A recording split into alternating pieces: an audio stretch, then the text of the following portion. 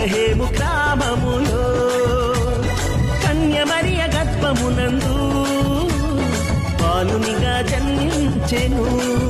అంధకారమే తొలగిపోయెను, చీకు చింతలే తీరిపోయెను.